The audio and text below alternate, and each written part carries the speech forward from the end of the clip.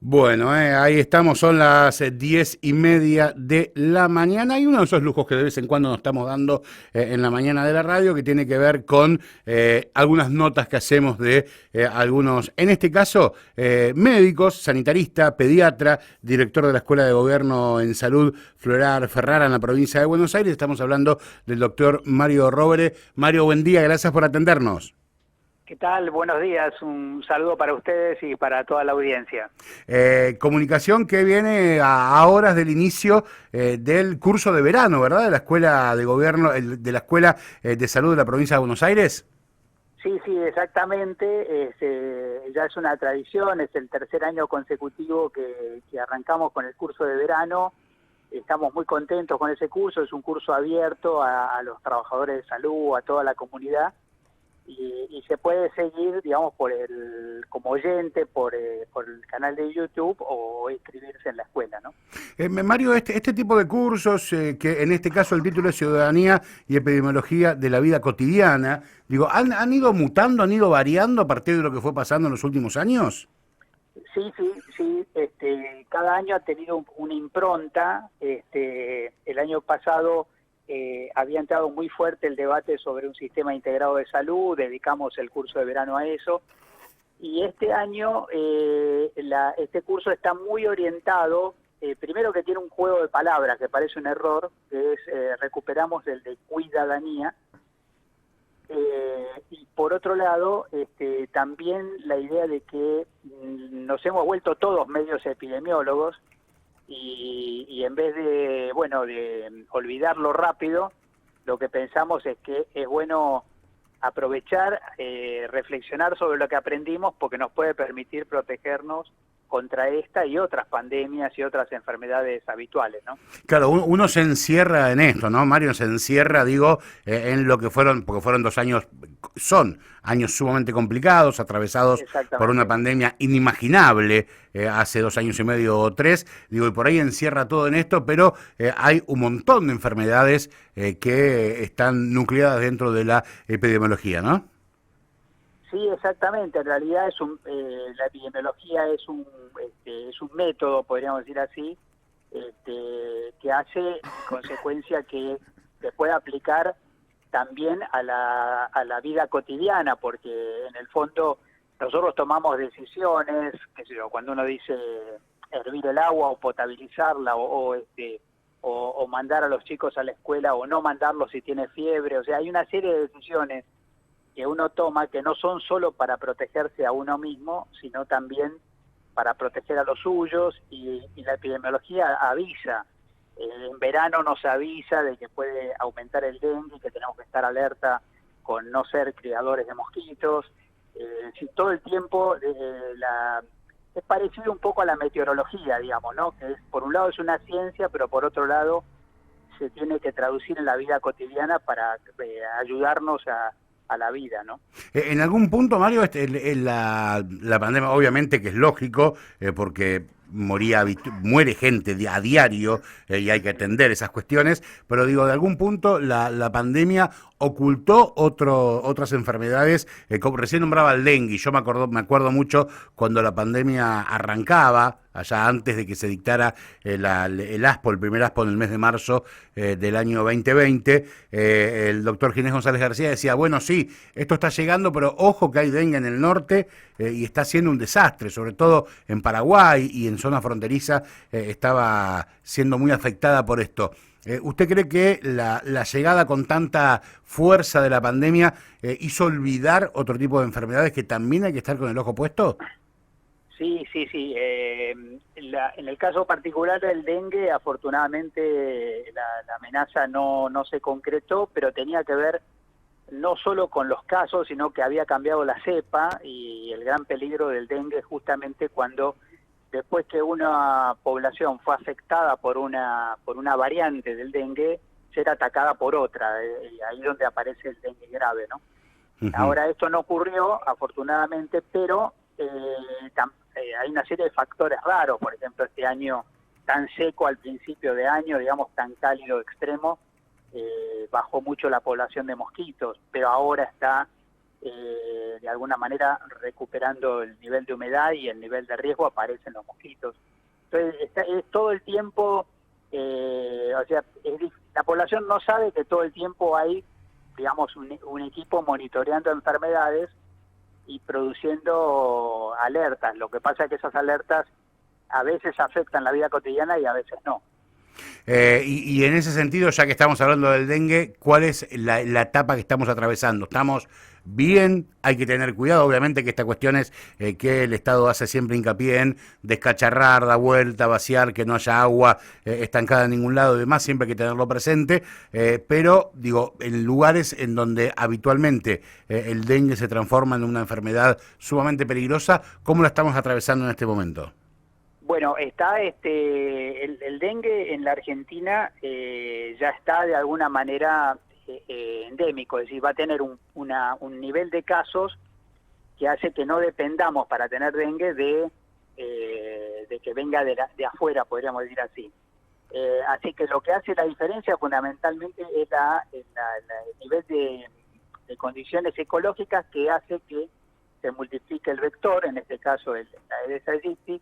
Se trata, llamémoslo así, de una especie de animal doméstico, porque el Aedes aegypti no es selvático, es, digamos, de las zonas urbanas, se cría en las casas, y los huevos, pues como pueden, digamos, durar años, digamos, de un año para el otro, en un momento dado, uno dice, ¿de dónde salieron? Digamos, salieron de que los huevos quedan esperando condiciones favorables.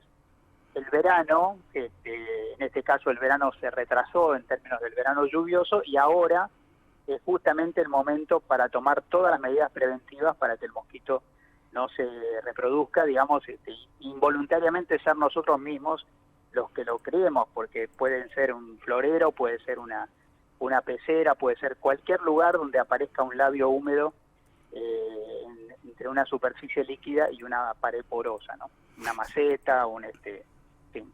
En ese sentido, la enfermedad siempre está, ¿no? Lo que hay que hacer es resguardarse y tratar de evitar que el mosquito que transporta la enfermedad no esté cerca de nuestras casas, limpiando y haciendo ese trabajo que usted dice. Esto es relativamente nuevo porque, digamos, si bien el mosquito sabemos que hace, digamos, siglos que está con nosotros porque también transmite la fiebre amarilla y hemos tenido epidemias en la historia, el dengue no estaba en la Argentina hasta hace unos 20, 25 años y hemos empezado a tener primero casos y luego de algunos años una verdadera epidemia. Y es muy raro, es la única enfermedad que un cambio de cepa, o sea, pasar de una cepa dengue a otra cepa dengue, o sea, tenerla dos veces, puede generar gravedad, o sea, no produce inmunidad para siempre, digamos. Uh-huh. Mario, no podemos dejar de preguntarle sobre cómo estamos atravesando esta etapa de la pandemia, una situación claro. extraña. Yo, la verdad que nos cuesta encararla a veces por esto de que se habla de pospandemia cuando los números no son tanto como lo eran hace un tiempo, pero la verdad que leer que hay 20 o 30 o 40 mil contagios nuevos y que hay 100 o 50 o 150 o 2 personas que fallecieron por coronavirus, siempre es sumamente preocupante. Digo, ¿hacia dónde vamos? ¿Hacia dónde ve usted que estamos yendo en torno a la pandemia de COVID? Bueno, yo creo que hay dos cosas que hay que desalojar o ayudar a repensar. La primera es, la pandemia no ha terminado, no está en el horizonte, ni acá ni en el mundo, que termine en el corto plazo.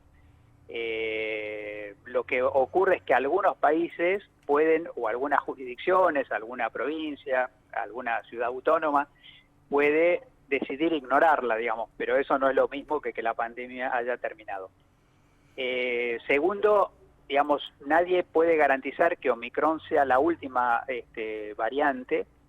Recuerden que Europa el año pasado había anunciado que la pandemia se terminaba y después de eso tuvo más casos que en las primeras olas. Nosotros también, digamos, la cantidad de casos de Omicron fueron tremendas, digamos, en volumen. Afortunadamente, y ahí se crea el clima de más tranquilidad, con digamos, una tasa de letalidad, una capacidad de matar, digamos, de la Omicron mucho menor, pero no mucho menor porque sea tan leve la Omicron, sino porque tenemos 92% de la población que se podía vacunar, vacunada con primera dosis, y 86% con 2 dosis. Ujú. Entonces, eso hace que la parezca leve esta enfermedad. Así todo, ustedes saben que estamos arriba de 200 fallecidos por día. Sí. Así que definitivamente no ha terminado. Pero también ha pasado algo que la gente siente que como si el Estado no se ocupara o se relajara porque no está tomando medidas cuarentenarias. Y ahí quiero contraponer para señalar, se pasa por alto que se ha encarado la campaña de vacunación más importante de la historia argentina. En este momento la Argentina ha aplicado 92 millones de dosis. 92 millones de dosis, acá mismo en la escuela tenemos un vacunatorio, no cesa, digamos, el flujo de personas que vienen a vacunarse, es verdaderamente una gesta organizada por el Estado de principio a fin. Así que no hay nada parecido a que el Estado se relajó, se desentiende, digamos, se está trabajando durísimamente en una fase nueva de la pandemia, también con nuevas herramientas que no había en el 2020, ¿no? Juego un poco con el título de este curso de verano que dice Cuidadanía y Epidemiología de la Vida Cotidiana. También hace pensar que estamos ya imaginando una convivencia, digo, con que depende mucho de nosotros, el Estado hizo, nos vacunó, nos dio la vacuna, nos va a dar o nos está dando una tercera dosis, ahora está en nosotros esos cuidados con los cuales fueron o se hizo hincapié en el comienzo, el lavado de manos, el alcohol en gel, el barbijo y demás, ¿está como en nuestra responsabilidad ahora? Totalmente. A mí me gusta la imagen de que, digamos, el Estado y la sociedad son como si una pareja que danza, digamos, ¿no? O sea que el éxito en esta pandemia no es, hay estados que toman medidas más acertadas o menos acertadas, pero el resultado final no ha sido cuál tomó las medidas más acertadas, sino en qué lugar hubo la mejor relación entre la sociedad y el Estado. Entonces, digamos, un Estado que dice cosas que la sociedad no acompaña, digamos, nosotros, por ejemplo, podemos decir, y ha pasado, digo, que uno dice, digamos, se puede ir por la calle sin barbijo y la gente sigue yendo con barbijo, digamos. O sea que produce un efecto en donde los aprendizajes son lo más importante que capitalizamos frente a esta y a nuevas amenazas. Ahora apelo a su título de pediatra. ¿Por qué cree usted que nada que el nivel más bajo de vacunación recae en niños, niñas y adolescentes? Es decir, digo, hay algunos que hay un alto nivel, una edad, un rango etario, que hay un alto nivel de vacunación en primera dosis, pero no en segunda, y hay un nivel etario que directamente no hay, digamos, que creo que están entre el 45 y 55%. ¿Es temor de los padres? ¿Por qué pasa eso?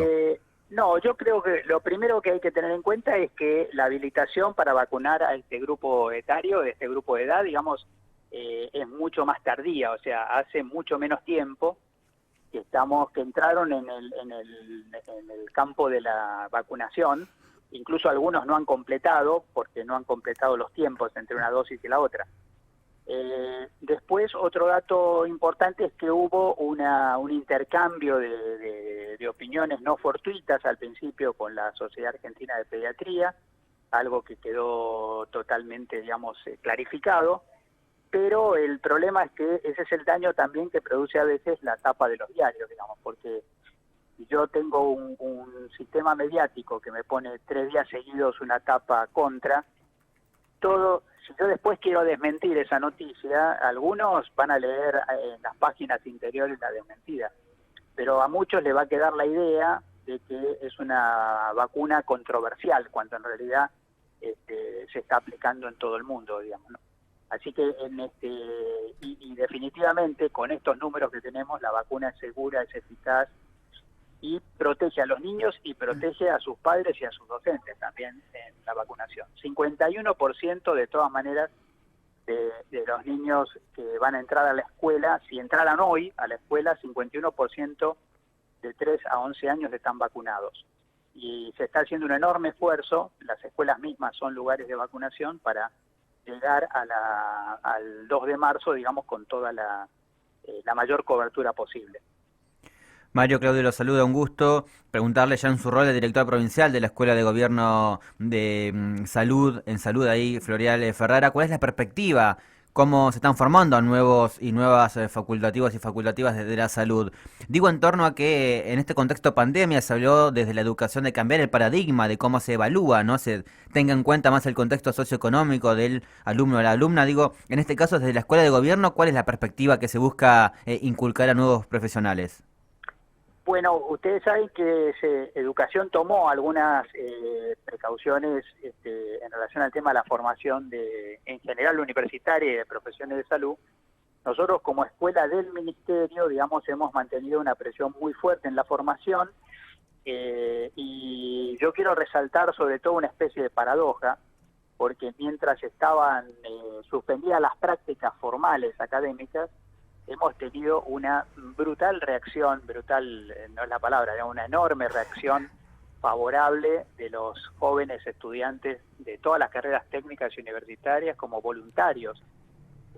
Nosotros tenemos 20.000 vacunadores eventuales, de los cuales la gran mayoría son estudiantes avanzados de carreras, y creemos que esto tiene que ser reconocido curricularmente por parte de las universidades. Por parte nuestro, creo que hemos aprendido, digamos, bajo presión, muchísimo en relación a educación virtual, o sea, el tema del el uso cada vez de educación a distancia, educación en línea, y también el tema de la importancia de los simuladores, que empieza todavía a parecer una técnica un poco refinada, pero que nosotros internamente decimos, en algún momento dado, aprender en simuladores va a ser un derecho del paciente, para que los profesionales de salud no aprendan con el paciente, digamos, ¿no? Para decirlo de una manera un poco comunicacional. Y cada vez tenemos simuladores y una inversión en simuladores más importantes para que el contacto de los estudiantes con el paciente ya sea muy, muy experto, digamos. En eso estamos trabajando. Compromiso social y en rigurosidad profesional. Quiero decirle que nos dejó a todos con la boca abierta esto de los simuladores para probar y para ir ensayando, por decirlo de alguna manera, las nuevas generaciones. Es impresionante. Doctor, la última, porque sabemos que tiene un compromiso y no queremos molestarlo, y tiene que ver casi con algo personal. En algún momento se empezó a decir, se decía o se dice, la escuela no contagia, el teatro no contagia, los restaurantes no contagian.